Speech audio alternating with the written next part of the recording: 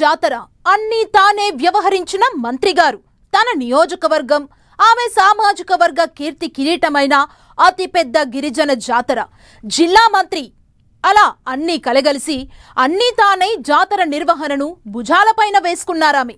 అవుట్రేట్ గా తనకు ప్రభుత్వానికి మంచి పేరొస్తుందనుకొని కూడా భావించారట.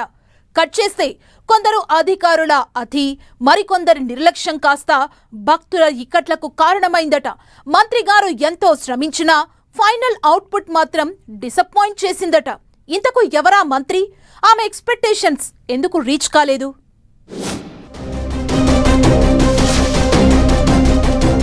మేడారం జాతరలో అన్నీ తానై వ్యవహరించిన సీతక్క, జనజాతర బాధ్యతలను భుజాలపై వేసుకున్న మంత్రిగారు ఒకటి తలిస్తే మరొకటి జరిగిందా? కొందరు అధికారుల తీరే భక్తుల ఇబ్బందులకు కారణమా? మంత్రిగారి కోటరీనే ప్రభుత్వాన్ని అప్రతిష్టపాలు చేసిందా? తెలంగాణ కుంభమేళా జనజాతర మేడారం సమ్మక్క సారలమ్మ జాతర గ్రాండ్గా జరిగింది.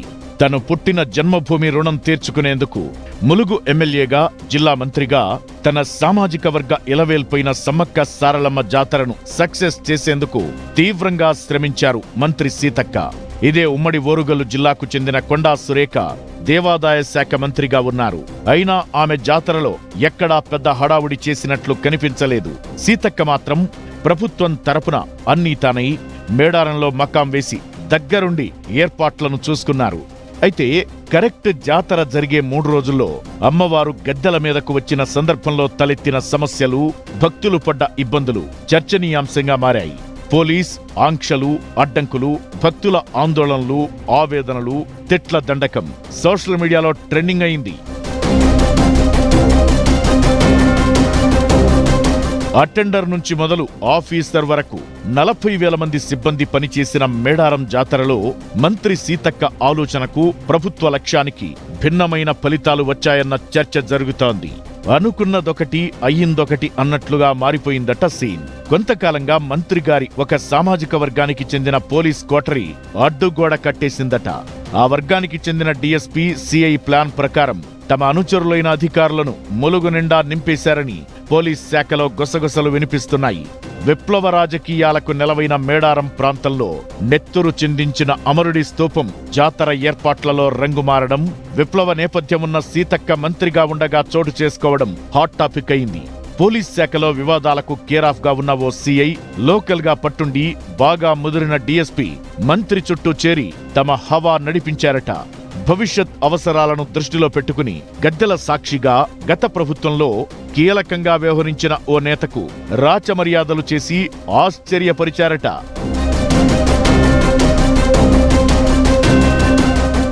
ఎత్తైన తోరణాలు, 1000 ఏళ్ల చరిత్ర మేడారం గద్దెలపై ప్రతిబింబిస్తోందని గర్వపడాలో, అమ్మల ప్రాంగణంలో అనుమతి లేదన్న ఆంక్షలకు బాధపడాలో తెలియక ఆదివాసీ గిరిజన పూజారులు మదనపడిపోయారట. వనదేవతల సన్నిధికి తమను దూరం చేయొద్దని పూజారులే ప్రాధేయపడటం చర్చకు దారితీసింది.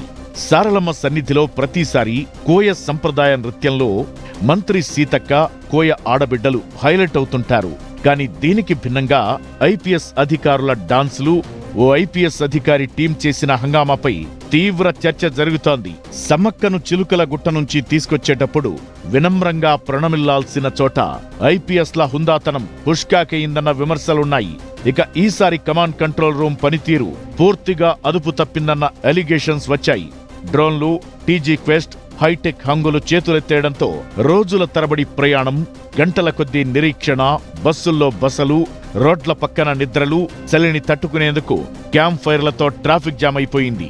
జనజాతర కాస్త జనానికి నరకం చూపించిందన్న ఆరోపణలు వచ్చాయి. పోలీస్ మొబైల్ పార్టీలు, అవుట్ పోస్టులు, స్పెషల్ స్క్వాడ్స్, కల్వర్ట్ కో కానిస్టేబుల్, పెట్రోలింగ్ వ్యవస్థ అంతా గాలి కుదిలేయడంతో జాతరలో భక్తులు ఇబ్బంది పడాల్సి వచ్చిందంటున్నారు. కొందరు పోలీస్ ఆఫీసర్లైతే వీఐపీలు, సన్నిహితులు, శ్రేయోభిలాషుల సేవలో తరించేందుకే టైం కేటాయించారట. మరికొందరు యంగ్ ఆఫీసర్లు జాతరను పక్కనబెట్టి రీల్స్ కోసం పడ్డ తపన, ఇన్స్టాగ్రామ్ పోస్టుల కోసం పడ్డ ఆరాటం అంతా ఇంతా కాదట. ఉమ్మడి కరీంనగర్ జిల్లా యువ ఐఏఎస్, వరంగల్ కమిషనరేట్ పరిధిలో ట్రైనీగా పనిచేసిన మరో యువ ఐపీఎస్ తమ బ్యాచ్ తో కలిసి చేసిన హల్చల్ అధికారిక వర్గాలనే ముక్కున వేలేసుకునేలా చేసిందట. గద్దెల మీదనే భక్తులపై పిడిగుద్దుల ప్రతాపం చూపించడం విమర్శల పాలు చేసింది.